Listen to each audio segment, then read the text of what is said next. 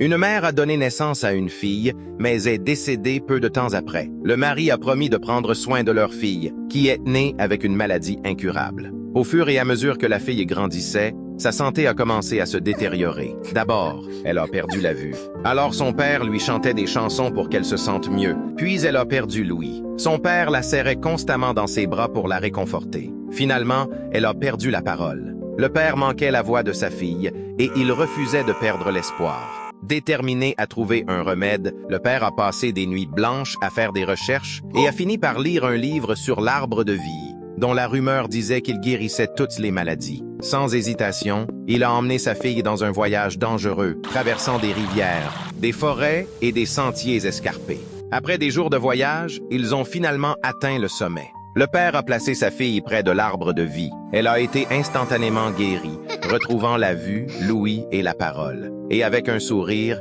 elle a dit « Papa, merci de ne pas m'avoir abandonné. » Son père a répondu « Tu es ma fille. Tu es ma vie. » Le père serra sa fille dans ses bras, les larmes aux yeux. Submergé par un mélange de soulagement et de joie, il pouvait enfin voir la lumière dans les yeux de sa fille, entendre sa douce voix et sentir son étreinte chaleureuse. Ils restèrent là, au pied de l'arbre de vie, savourant ce moment qu'ils avaient tant espéré. Sur le chemin du retour, la fille, pleine d'énergie et de curiosité, posait 1000 questions sur le monde qui l'entourait. Chaque fleur, chaque oiseau, chaque rayon de soleil semblait une merveille à découvrir.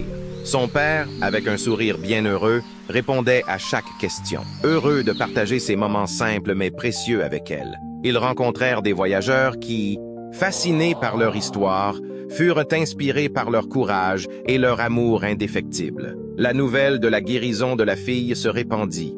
Et bientôt, l'histoire de leur voyage devint une légende, un symbole d'espoir et de détermination pour tous ceux qui l'entendent. De retour chez eux, leur maison résonnait désormais de rires et de chansons. Le père, reconnaissant pour ce miracle, s'engagea à aider d'autres familles à trouver l'arbre de vie, partageant son expérience et sa force avec ceux dans le besoin. Et chaque soir, avant de s'endormir, la fille murmurait « Papa, je t'aime » et il répondait tendrement « Je t'aime aussi, ma chérie, tu es ma vie,